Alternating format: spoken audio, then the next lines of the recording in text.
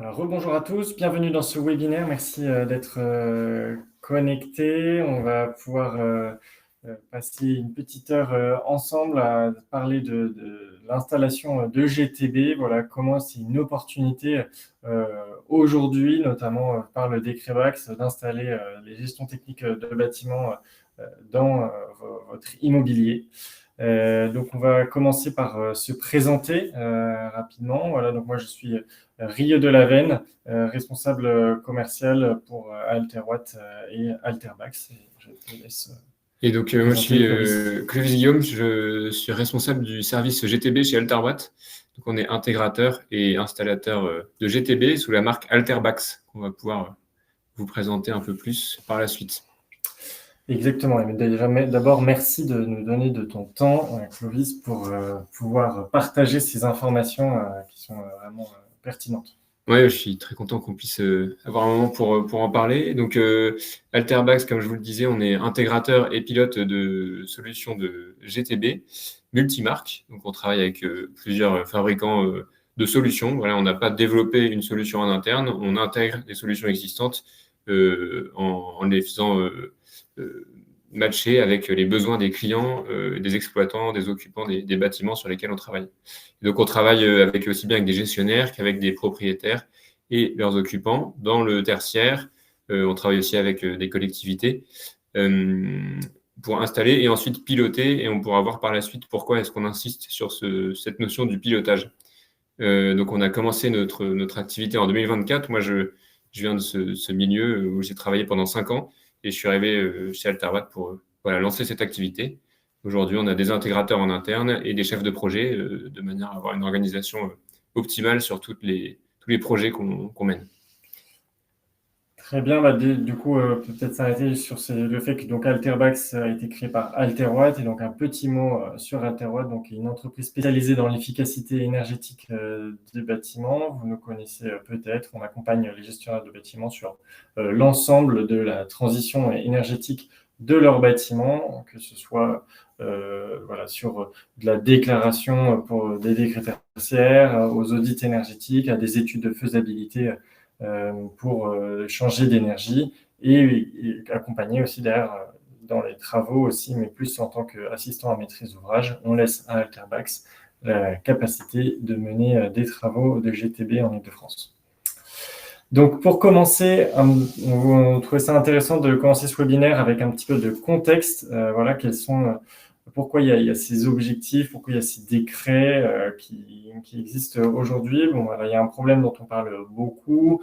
Évidemment, c'est le réchauffement climatique. Il y a beaucoup de bruit autour de ça. Réchauffement climatique lié à l'activité humaine. Voilà, c'est important de rappeler qu'il y a un consensus scientifique sur la contribution de l'activité humaine à l'augmentation de la concentration de gaz à effet de serre dans l'atmosphère. Et c'est cette concentration de gaz à effet de serre qui fait qui va agir un peu comme une grosse couverture qui s'épaissit autour de la planète et qui fait que la température augmente en moyenne. Voilà, on voit, je voyais encore passer il y a quelques jours que le mois de novembre, en moyenne sur le mois, a été au-dessus de quasiment 1 degré par rapport au normal, à la moyenne entre 2000 et 2020. Donc voilà, et ça, c'est ce qui se réplique chaque mois désormais. Et donc, une solution pour se combattre en quelque sorte ce réchauffement climatique, c'est donc de réduire de manière globale les émissions de gaz à effet de serre. Et pour ça, en fait, une des meilleures pratiques, c'est de réduire la consommation d'énergie. Pourquoi ? Parce que la consommation d'énergie, c'est ce qui représente 70% dans le monde des émissions de gaz à effet de serre. Alors, consommation d'énergie, c'est énorme. Ça concerne beaucoup de secteurs. L'énergie est partout aujourd'hui. Et donc, voilà, il y a différents secteurs, différentes lois qui vont réglementer et réguler tout ça. Et notamment dans le secteur tertiaire, comme dans d'autres secteurs, il est important de fixer des objectifs quantifiés quand on parle de réduction, voilà, jusqu'où on doit aller raisonnablement. Et c'est à ça que sert le décret tertiaire, à fixer des objectifs qui vont être on va dire de consommation surfacique, donc rapporté à la surface par mètre carré par an. pour 2030, 2040 et 2050. Et ces objectifs, ils sont soit relatifs, donc c'est-à-dire un pourcentage par rapport à une valeur de référence, ou alors des objectifs en valeur absolue, donc de 80 à 120 kWh d'énergie finale par mètre carré par an en fonction de la zone géographique et de l'usage. Voilà, ça peut varier. Le décret tertiaire, comme je le disais, il est là pour fixer des objectifs uniquement. Et le décret BAX, lui, il vient pour proposer une solution qui permet d'atteindre les objectifs du décret tertiaire. C'est le pilotage des systèmes qui consomment de l'énergie, voilà, notamment pour supprimer le gaspillage. Quand on parle de décret BAX, on ne parle pas forcément de sobriété dans le sens où il faudrait absolument avoir un peu plus froid, faire des efforts sur son confort pour moins consommer d'énergie. On parle de vraiment, avant tout, supprimer le gaspillage, donc éviter que les systèmes consomment de l'énergie quand ça sert à rien. Voilà. Donc, petit rappel sur le décret BAX, qui est concerné? Donc, tout bâtiment tertiaire ayant un système de chauffage, ventilation, climatisation avec une puissance supérieure à 70 kW. 70 kW, c'est ce qui correspond à peu près à 1000 m². Donc, c'est globalement à peu près les mêmes bâtiments qui sont assujettis au décret tertiaire. En schéma, et on va rentrer avec Clovis beaucoup plus dans les détails par la suite, mais en schéma, nous avons donc un système BAX qui est en fait un système central. Donc BAX, GTB, on va utiliser les différents noms tout au long de la présentation, c'est la même chose. C'est donc un système central qui va être relié aux différents lots consommant de l'énergie. Donc voilà, l'éclairage, le chauffage, l'eau chaude sanitaire, la ventilation, la climatisation. Ça peut être également relié à la production pour que l'ensemble soit bien piloté.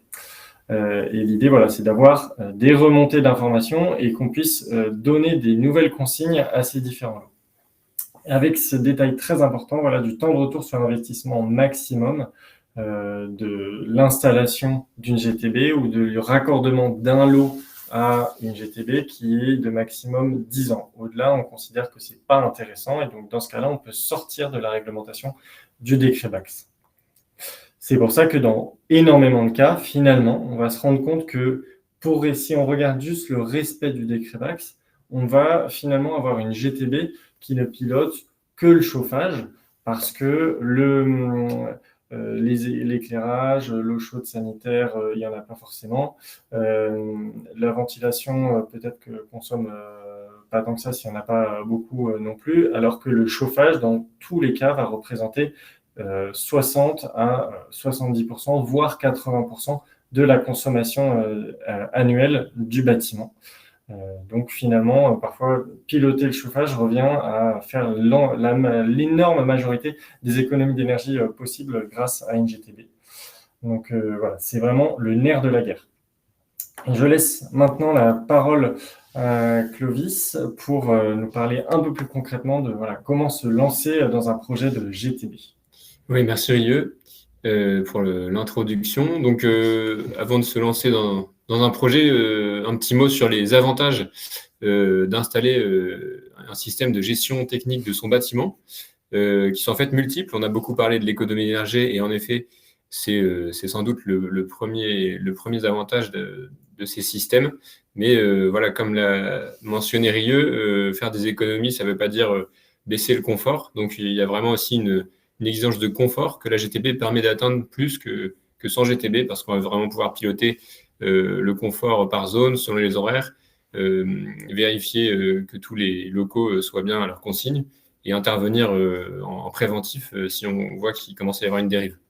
Donc ça permet à la fois le confort en pilotant les équipements, les économies d'énergie, bien sûr, qui sont quand même ce qui permet déjà de financer en tant que tel avec le TRI l'installation de la GTB.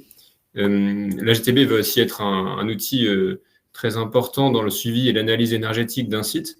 On peut avoir un suivi un peu multisite avec un EMS comme AlterCoach, par exemple chez AlterWatt qu'on a développé en interne. Le suivi qu'on va avoir avec la GTB quand elle dispose du sous-comptage, et même avec ou sans sous-comptage. Le sous-comptage, c'est bien sûr un plus et c'est nécessaire à la conformité au décret BACS. Mais il y a aussi tout le suivi des températures des salles, des départs de chaufferie, des centrales de traitement d'air, etc., qui vont permettre, là encore une fois, on pourra peut-être voir un petit exemple tout à l'heure pendant la démo, mais de détecter des éventuelles dérives avant qu'elles soient gênantes pour les occupants, mais qui vont permettre donc à la fois de voir les dérives énergétiques et puis les dérives de fonctionnement pour intervenir en maintenance préventive. Voilà, donc cette aide à la maintenance et puis le respect de la réglementation quand votre bâtiment est assujetti au décret BACS. Et puis qui est un des moyens d'atteindre ces objectifs du décret tertiaire. Donc, quelle bonne question se poser avant de se lancer dans un projet de GTB. Tout d'abord, savoir si on est soumis au décret BACS, parce que donc, dans les deux cas, qu'on soit soumis ou non, on peut décider d'installer une GTB. On a vu qu'à beaucoup de titres, c'est intéressant. Si on n'est pas soumis, donc on va peut-être pas faire les mêmes choix, on va peut-être viser un système au plus économique, tout en maximisant les économies d'énergie. Donc, si vous ne savez pas si vous êtes soumis, d'ailleurs, Alterwatt peut vous proposer un DiagBACS. Oui, même avant ça, derrière le lien, on vous a mis un logigramme, voilà, qui vous permet d'identifier, déjà de vous permettre de vous poser les bonnes questions pour savoir si vous êtes soumis au décret BACS. Donc, il y a la grosse condition de la CVC supérieure à 70 kW, mais il y a quelques autres petites questions. Donc, vous pouvez y répondre grâce à ce logigramme. Donc, si on n'est pas soumis au décret BACS et qu'on veut installer une GTB, on peut passer donc, dans ces deux cas à la question 3. Et donc, c'est là que, en effet, je me suis avancé un peu, mais c'est là que le DiagBACS devient intéressant si vous sentez que vous avez besoin de plus travailler, diagnostiquer et connaître vos systèmes avant de savoir lesquels il serait intéressant de rattacher à une GTB. C'est là que le DiagBACS, donc le diagnostic GTB en quelque sorte, ou en tout cas de régulation, s'il n'y a pas encore de GTB sur votre site, d'état des lieux et puis de préconisation, peut être assez pertinent avec, à la fin du DiagBACS, en fait, ce qu'on en sort, c'est une liste de fonctions qu'il faudrait mettre en œuvre pour se mettre dans le scénario qu'on a choisi. Donc, ça peut être conformité BACS, ça peut être un maximum d'économie d'énergie, ça peut être juste réguler le chauffage si on se dit qu'on a peu de capacité à investir mais qu'on veut commencer à faire des économies. Voilà, il y a plein de scénarios possibles qui sont vus en amont, donc en lancement du DiagBACS et puis auxquels on donne des réponses à la fin. Et par contre, si vous avez déjà un projet précis d'installation ou imaginons que vous avez fait un audit GTB avec un de nos confrères, vous pouvez ensuite passer à l'installation de la GTB. Voilà, donc là, il y a encore quelques exemples de scénarios possibles pour un audit GTB. Et si vous êtes en Île-de-France, on peut vous proposer nos services d'installation, intégration et puis ensuite pilotage de votre GTB. Et sinon, on en parlait tout à l'heure. Sur le reste du territoire, l'entreprise Alterwatt peut vous accompagner en tant qu'AMO sur les travaux. Alors, maintenant, je vais vous faire une démonstration d'une supervision qu'on a déployée sur un établissement scolaire qui est composé d'une dizaine de bâtiments. Alors, je repartage l'ensemble de mon écran.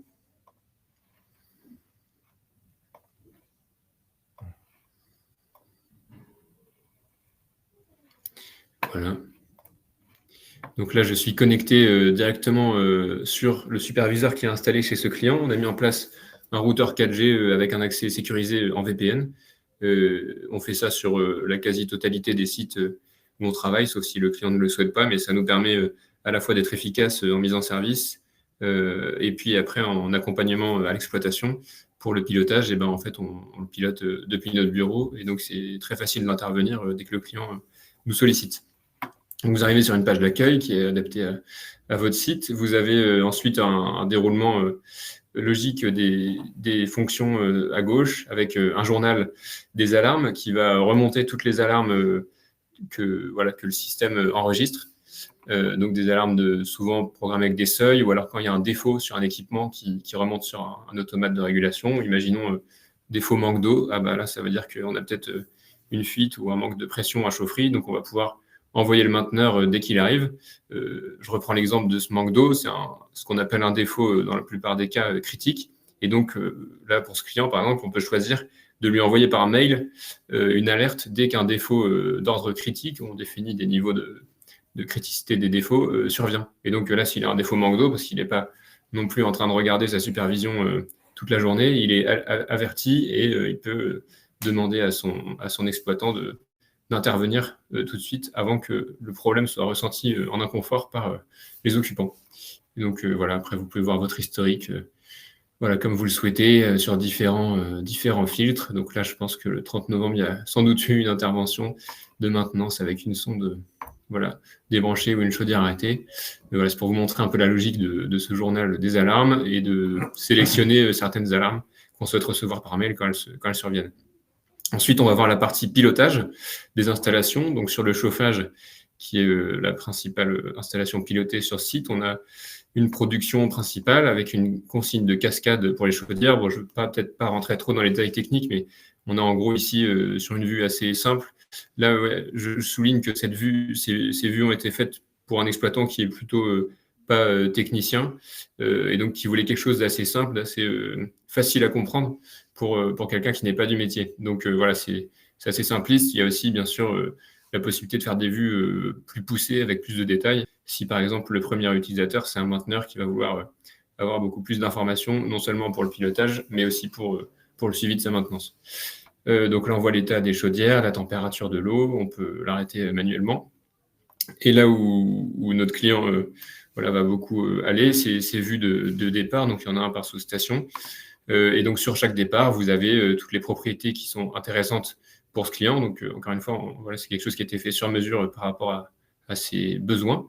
Le fonctionnement des pompes, le commutateur qui est bien en automatique. Donc là, si on avait un mode manuel, ça voudrait dire que la GTB ne peut pas piloter cette pompe. Donc ça, ce qui peut arriver quand le mainteneur intervient et qu'il arrête à la main la pompe. Donc là, on pourrait voir, par exemple, s'il oublie de la redémarrer à son départ. Là, vous avez la consigne de chauffage qui est calculée par rapport à une loi d'eau que vous pouvez apercevoir ici. Donc là, on voit qu'on est bien en dessous de la loi d'eau d'origine parce qu'il est 17h50 et que sur ce départ, je pense que l'agenda nous dit qu'on est passé en mode économie. Donc en fait, on corrige voilà, de la loi d'eau. Enfin, ça, c'est l'automate qui calcule tout seul en temps réel pour consommer moins d'énergie parce que on chauffe moins le soir et la nuit une fois que les classes ne sont plus occupées. Et donc là, on peut, voilà, ça c'est plus pour le mainteneur, mais on pourrait par exemple modifier la loi d'eau si le chauffagiste estime que c'est nécessaire. Je ne sauvegarde pas. Et donc ensuite, dernier point très intéressant, pour chaque départ, on a les consignes, les valeurs des consignes. Donc là, on souhaite chauffer à 20 degrés dans les salles. Là, on vient de passer en mode réduit, donc il fait encore 20. Ça, c'est la température d'ambiance captée en sans fil par des sondes LoRaWAN. C'est un protocole radio qu'on a installé, voilà, qui remonte sur l'automate de la chaufferie. Et donc, si on souhaite modifier le calendrier, alors là, pardon, c'est pour modifier la consigne. Donc là, on pourrait mettre par exemple 21 et valider de cette manière. Voilà, on est passé à 21. Et vous voyez qu'il n'y a pas d'impact sur la consigne parce qu'on est en mode réduit. Par contre, si je modifie la consigne économie, là, je passe de 16 à 19. Donc, on était en consigne à 18. Et là, on est passé à 23 parce que cette fameuse loi d'eau dont je vous parlais tout à l'heure, elle a détecté qu'on demande un peu plus chaud, donc elle remonte un peu. Voilà, c'est pour vous illustrer un peu l'impact des consignes sur la régulation en chaufferie. Et donc, grâce à ces logiques de régulation, on constate, quand on compare l'année d'avant l'installation de la GTB à la première année où on tourne avec la GTB, des économies allant de 15 à 40% des consommations d'énergie selon comment était géré le site avant. Et ensuite, un point très important, parce que si on veut que les réduits servent, il faut qu'ils soient bien programmés. Donc là, voilà, vous voyez, on est bien en mode économie à partir de 16 heures. Donc c'est pour ça que le départ fonctionnait sur la consigne de chauffage. Imaginons, ce soir, on a une soirée qui est prévue dans les locaux. Je vais vouloir rajouter une plage de chauffage jusqu'à 23 heures. Je vais me mettre en confort. Hop, on peut la nommer s'il y a d'autres intervenants pour être sûr de ce qui a rentré ça et à quoi ça correspond. Hop, on sauvegarde et ça y est. Et donc là, 19h, on repassera en confort. Bon, là, en l'occurrence, je pense que l'exploitant aurait juste prolongé la plage, ça aurait sans doute été plus simple parce que 2 heures de réduit, c'est un peu d'impact. Mais voilà pour le principe, en tout cas, d'ajouter certaines plages horaires exceptionnelles qui se fait assez facilement. Et puis pour la supprimer, c'est tout aussi facile. Pour programmer, par exemple, une période de vacances, ce sera un peu le même principe. Et puis si finalement, un jour, on constate qu'on veut chauffer non plus jusqu'à 16 heures, mais jusqu'à 18 heures, on va sur la récurrence. Donc ça, c'est la récurrence quotidienne qui se réplique tous les jours de la semaine. Et on la modifie. Voilà. Jusqu'à 17 heures. Voilà. Et donc là, on est passé en chauffage à 17 heures tous les jours. Donc voilà, c'est assez ergonomique. C'est vraiment ce qui nous guide quand on déploie des supervisants c'est de coller aux besoins de nos clients. Et là, le besoin de ce client, c'était beaucoup de simplicité d'utilisation. Et donc, il nous retourne qu'il est assez... Peut-être enlevé la soirée. Celle-là, c'est celle qui était mise par le client. Je l'ai enlevée, mais merci. Bien sûr, de toute façon, c'est du passé pour cette partie-là. Voilà. Donc après, c'est assez similaire sur les autres départs. Là, on a des régulateurs terminaux, donc des locaux avec une régulation salle par salle, où là, le client, donc pareil, on aurait pu faire une vue en plan que vous avez peut-être l'habitude de voir. C'est tout à fait possible. Là, ici, ce client, comme il connaît bien ses locaux, il préférait avoir juste un tableau avec les noms, donc on l'a fait, on s'est adapté à sa demande. Et donc, il peut voir la température mesurée dans chacun de ses locaux, les températures de consigne qu'il peut forcer local par local ou pour l'ensemble.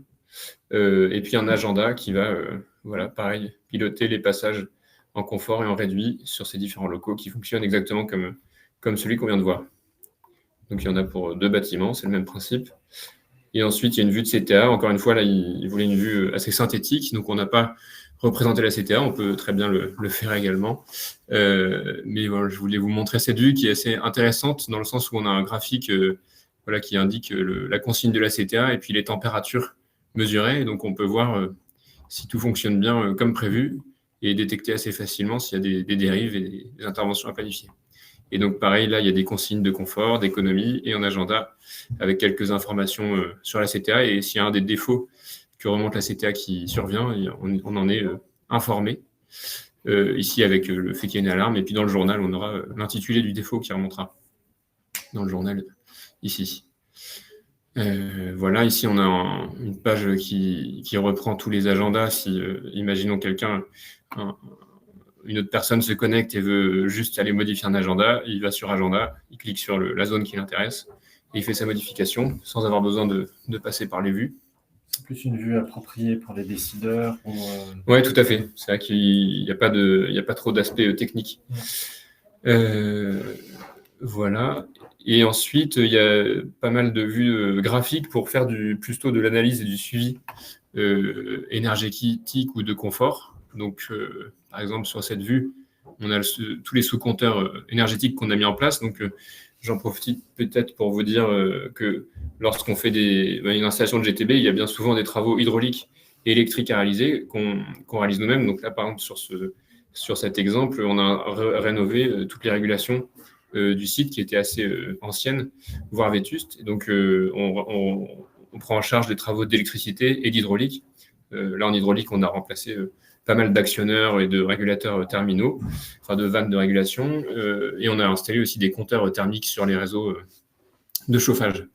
Et donc là, on voit un peu la vue de l'ensemble. C'est peut-être pas forcément facile à analyser, donc on peut masquer et puis afficher, par exemple, la CTA, uniquement ce qu'on souhaite analyser. Donc on voit que là, on consomme le plus, c'est quand il fait froid dehors, ce qui est logique, et puis que le week-end, on a bien un réduit qui se traduit par moins de consommation le week-end ou la nuit.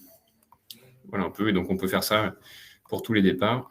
Est-ce que sur l'instant, ça fonctionne bien aussi? Oui, là, on voit qu'il y a eu un événement le dimanche où ils avaient modifié le calendrier pour sans doute un événement qui était prévu le dimanche. Avec la température extérieure en rouge qui permet pour les consommations liées au chauffage, de comprendre assez vite les comportements. Voilà. Et après, il y a un peu le même principe pour les températures des bâtiments. où là, on a un suivi des températures et donc on peut voir de la même manière si les réduits se font bien. Là, on voit que le week-end, ça a bien descendu. Pareil, c'est sans doute l'événement du dimanche qui a fait une petite remontée sur ces salles-là. Et puis la nuit, on a bien nos réduits. Là, on a peut-être une salle à interroger ou une sonde qui ne remonte pas. Voilà, donc c'est aussi pas mal d'informations pour l'exploitation et l'optimisation en continu du bâtiment. Et ensuite, un dernier onglet, plus de synthèse. Si on va avoir un aperçu rapide de résumé de ses consommations, on peut les voir donc soit mensuel par jour ou annuel par mois. Donc là, voilà le résumé des consommations sur novembre, décembre. Là, c'est un site qu'on vient de livrer, donc il n'y a pas encore beaucoup d'ancienneté des données.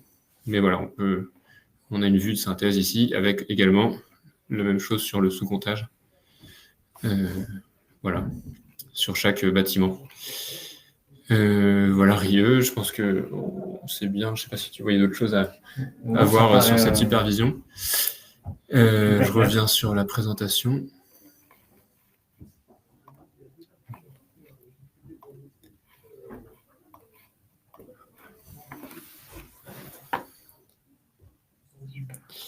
Voilà, donc ensuite, c'est l'occasion, après avoir vu voilà, concrètement un exemple de supervision, comme voilà, encore une fois, il y en a plein d'autres qui sont possibles. Là, c'était une supervision, on va dire, plutôt simple pour un personnel non technique. On fait aussi des supervisions voilà, à la destination de la maintenance. Et donc, l'importance du pilotage dont on vous parlait au début on a décidé d'appuyer sur ce point parce qu'on constate, notamment à travers nos études avec Alterwatt, que beaucoup de GTB installés sont soit mal utilisés, soit plus utilisés, même après seulement 2-3 ans. Et donc, on se dit que c'est dommage parce que ça représente quand même des investissements. Et le chiffre qui a disparu, c'est bien 70% des GTB. Et donc, dans chacune de nos offres d'installation, on propose aux clients de l'accompagner pendant 1 an après la réception, non pas uniquement en garantie, comme c'est le cas de manière classique, mais vraiment en suivi d'exploitation, ce qui veut dire qu'on planifie des réunions d'énergie management appuyées sur la GTB au long de l'année. Il y a une disponibilité, surtout pour les premières fois après la formation, si le client a besoin de réviser un peu ce qu'on a vu en formation pour quand il souhaite faire ses premières modifications, on décroche le téléphone, on fait une petite visio, on le fait avec lui. Et donc, comme ça devient un automatisme. Et au fur et à mesure, c'est ce qu'on constate sur les clients qu'on a accompagnés de cette manière. Et ben là, ils se rendent compte que la GTB est vraiment un avantage, un atout pour leur pilotage au quotidien. Et donc, ils vont aller l'utiliser après de manière naturelle, sans avoir besoin de nous solliciter à chaque fois. Par contre, c'est vrai que les rendez-vous d'énergie management, c'est vraiment l'occasion de prendre un peu de recul, d'avoir une analyse énergétique et de trouver des nouvelles sources d'optimisation. Voilà, donc ça, c'est un peu un résumé par point de ce que je dis. Donc la formation, on la propose bien sûr, mais cet accompagnement nous semble vraiment important pour que l'outil soit vraiment pris en main et bien utilisé. Voilà, et puis un petit retour d'un client côté études qu'on avait rencontré qui, comme beaucoup, comme les 70% estimés par l'ADEME, dit que souvent c'est trop compliqué. Mais finalement, ce trop compliqué ressenti par le client, ça peut être bien souvent un manque d'accompagnement de la part de l'intégrateur. Avec l'accompagnement, ça devient plus simple. Un petit point sur la méthodologie. Donc, une fois qu'on décide de se lancer dans un projet, comment ça fonctionne. Donc, il y a un accord, bien sûr, qui marque le lancement du projet. Ensuite, on mène des études de conception. Enfin, alors, ça dépend des montages. Soit on formule clé en main, donc Alterbax où l'intégrateur s'occupe de la conception et de l'exécution. Soit on s'inscrit dans un montage avec un BET qui a fait une conception. Et dans ce cas-là, on commence directement aux études d'exécution. Mais donc, ça va commencer dans les 2 cas par un audit de l'existant. On va aller sur site, faire les relevés précis qui vont nous permettre de faire la liste de points, sélectionner le matériel qu'on va installer, et puis produire tous les documents d'études d'exécution. Ensuite, une phase de préparation des travaux, d'approvisionnement du matériel. Donc, on valide avec le client ou avec le bureau d'études, s'il y en a, les documents d'exécution en faisant attention à ce que les documents correspondent à l'interlocuteur, au niveau technique de l'interlocuteur qu'on a en face. Si c'est un directeur technique, on va faire tourner les documents de manière un peu plus poussée que si c'est un exploitant qui a besoin de comprendre de manière synthétique et claire comment va fonctionner sa GTB. Ce qui n'empêche que derrière, nous, tout le travail est fait de la même manière, avec la même rigueur pour avoir un bon rendu à la fin. Donc, on approvisionne dans nos locaux tout le matériel pour adresser, étiqueter et être efficace une fois qu'on sera sur site, parce que bien souvent, on intervient en site occupé, quand la GTB est un lot unique et ne s'inscrit pas dans un programme de travaux plus important. Et donc, il y a une importance d'être efficace et que les interventions sur site soient les plus courtes possibles. De la même manière, on programme de manière anticipée les automates et on livre sur site à l'avancement des travaux. C'est l'avantage de travailler sur le périmètre de l'Île-de-France. Donc ensuite, les travaux en eux-mêmes avec des C4 ou agréments selon le type de contrat, visite d'inspection commune, plan de prévention. Voilà, on fait tout le nécessaire par rapport à nos sous-traitants qu'on fait intervenir pour les travaux électriques et hydrauliques. Donc on fait appel à des sous-traitants de confiance. On reste votre seul interlocuteur, donc c'est-à-dire qu'on est vraiment garant de la qualité et de prendre en charge financièrement les travaux que font nos sous-traitants. Donc pour vous, pour le client, c'est complètement transparent. Mais on remplit quand même bien sûr toutes les exigences administratives de communication, d'agrément et de sécurité. Donc ensuite, on intervient selon un phasage qu'on aura défini avec les services techniques en charge du site pour minimiser l'impact sur les locataires. Quand il y a des consignations, on les séquence pour que leur durée soit vraiment minimale et qu'il n'y ait pas d'impact sur le confort des occupants. Donc de même pour les tirages de câbles, pour les essais, on le fait vraiment à l'avancement zone par zone pour que dès qu'on a fini une zone, elle soit fonctionnelle et qu'il y ait une continuité de service tout au long des travaux.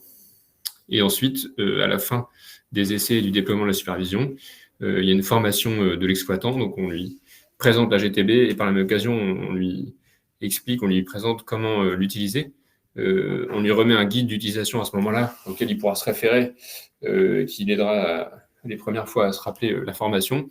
Et puis après commence la période d'accompagnement à l'exploitation dont on a parlé pour vous aider à prendre en main, analyser et puis optimiser vos consommations. Voilà quelques exemples de clients que nous avons accompagnés. Donc, le lycée Notre-Dame de Boulogne, dont on vient de vous présenter la supervision. On travaille aussi avec l'immobilier d'entreprise. Donc, là, Wakano, à Villejuif, c'est une pépinière d'entreprise dans le biomédical. Donc, il y a des laboratoires et des bureaux. On a fait de la régulation terminale et des centrales de traitement d'air là-bas. Beaucoup de communication. Et puis, dans la santé, on a travaillé avec un hôpital de l'AP-HP pour déployer une installation de 300 robinets thermostatiques connectés pour faire des réduits sur des zones qui ne sont pas occupées tout le temps. C'était vraiment un besoin spécifique. Mais donc, c'est pour vous montrer un peu les différentes formes. Typiquement, là, l'hôpital Broca, ce n'est pas une mise en conformité au décret BAX, mais c'est vraiment un besoin d'économie d'énergie formulé par le client. Ce n'est pas une solution toute faite, mais... Vraiment, à chaque fois, c'est une solution différente et sur mesure pour chaque projet. On est vraiment sur projet par projet, une solution unique. Les avantages qu'on voit à travailler avec Alterbax pour installer une GTB, c'est qu'on bénéficie, grâce à notre expertise avec le bureau d'études, d'une connaissance assez poussée du décret BAX et de la norme 50220. Notamment, il peut parfois y avoir des raccourcis qui sont faits qui peuvent coûter un peu cher si on raccourcit trop, ou au contraire, qui peuvent faire qu'on n'est pas conforme au final. Donc, cette expertise importante qui se déploie dans les études, et puis même le chef de projet connaît cette norme et ce décret, et donc pendant les travaux, il continue d'être garant que ce qu'on installe est bien conforme à nos études, et puis du coup, au décret et à la norme quand elle est appliquée. On vous propose aussi, quand c'est le montage que vous choisissez, une solution clé en main, ce qui veut dire qu'on s'occupe de la conception, de la réalisation et après de l'accompagnement à l'exploitation de la GTB. Donc, on peut vraiment prendre le projet du début à la fin et gérer les sous-traitants de manière transparente pour vous. Vous n'aurez qu'un interlocuteur tout au long du projet. Voilà quelques retours de nos clients sondés après avoir travaillé avec nous. Et comme on vient de le voir juste avant, on a vraiment à cœur d'avoir une solution adaptée, donc que ce soit la solution technique et aussi au niveau de l'encadrement du projet, notamment pour les interventions sur site, une solution et un service qui s'adapte à vos sites, à vos contraintes, voilà, pour que tout le projet se déroule au mieux. Merci beaucoup, Clovis, pour toutes ces informations très claires. J'espère que tout cela vous a intéressé. Si vous souhaitez, alors déjà, si vous avez des questions, n'hésitez pas à les poser. On a fini un petit peu plus tôt que prévu parce qu'il n'y a pas eu de questions auxquelles répondre au fil de l'eau. Mais voilà, si vous posez des questions, si vous souhaitez avancer sur des projets, n'hésitez pas bien sûr à nous contacter. Si vous avez des projets en Île-de-France pour l'installation de travaux ou même sur l'ensemble du territoire, si vous êtes encore à une phase de réflexion et donc d'études énergétiques à l'ensemble du territoire français, bien sûr. On sera très heureux de travailler avec vous.